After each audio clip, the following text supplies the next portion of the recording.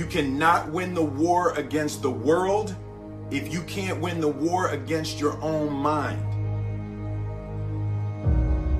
Self-discipline is the center of all material success. 99% of people are not willing to do what it takes to make their dreams come true. The Marines have a saying, everybody wants to go to heaven, but nobody wants to die. And that's just real. At the center of bringing any dream into fruition is self-discipline. Something as simple as food and eating, it's not about your body as much as it is about your mind. It's getting command of your mind to be able to choose actions that are in your own best interest. A lot of people are just trying to change. A lot of times, like I just did a podcast on habits, right? How to be able to adopt new habits and also delete and get rid of, break bad habits, right? And so a lot of people always want to usually make a change on behavior. They want to get themselves to work out. They want to get themselves to meditate. They want to get themselves to read more each day. They want to get themselves to X, right? Or they want to stop some behavior. They want to stop smoking. They want to stop eating this food. They want to stop, I always tell people, stop checking your phone the first hour of the day. You've heard this many times, right? You win the first hour of the day, you win the day.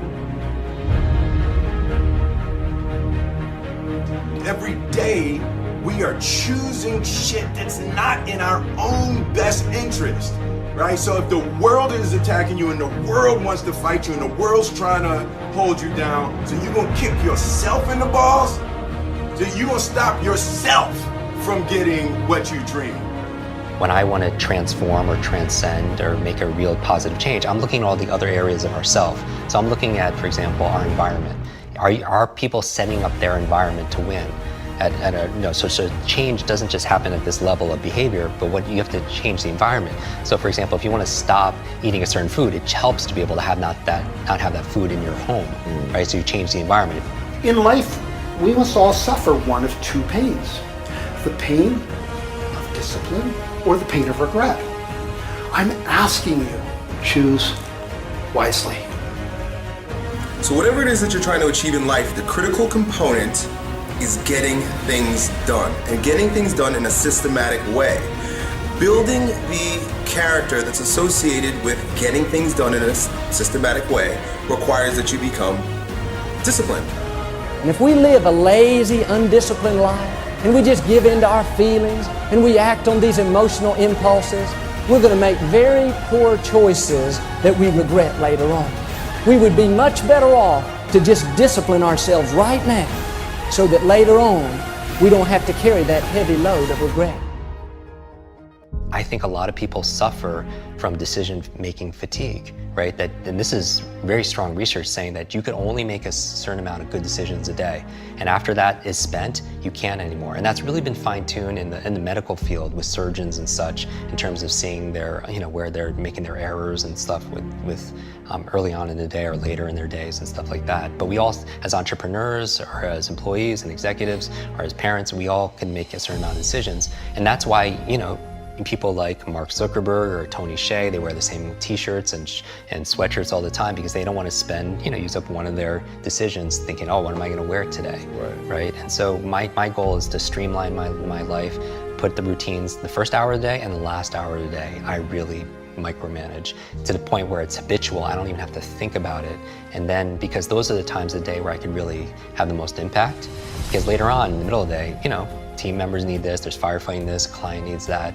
But the first hour, the last hour, I really want to control. So all this really helped develop grit and resilience, in my body, so I can have the ability to persevere. And also, I stand guard to my brain all the time, what goes in. I don't watch like a lot of the negative news and all the marketing. I really focus, I watch and I listen to your show and maybe a handful of little things I read each day, because I need to keep it positive. I want hope and I'm looking for help. I'm looking for inspiration and also instruction. Self-discipline is the definition of self-love. When you say that you love yourself, that means that you have behavior towards yourself that is love. Like you say to yourself, hey man, look, I know you want to eat that pizza and it'll be really good, but I can't let you eat that, man, because if you eat that pizza, you're gonna feel like shit. And I love you too much to let you eat that. And I think the word discipline has kind of gotten a bad name. We think about it in terms of punishment. I'm not talking about discipline in that way. I'm talking about discipline in the sense that you forego immediate pleasure for the exchange of long-term self-respect. Self-love is when you say to yourself, man, look, I know you and that girl got a real connection. I know y'all vibe, but that's your girl's cousin. So I love you too much to let you do that. Self-love is, hey, look, I know you got a test on Monday, you know. I know you really want to go out with your friends. It's Saturday night, you want to go out, but if you fail that test, you're not going to feel good about yourself. You know, I love you too much to let you go out tonight. Self-discipline is self-love. If you want to be happy, you have to love yourself, which means you have to discipline your behavior. The road to sustained happiness is through disciplining your behavior.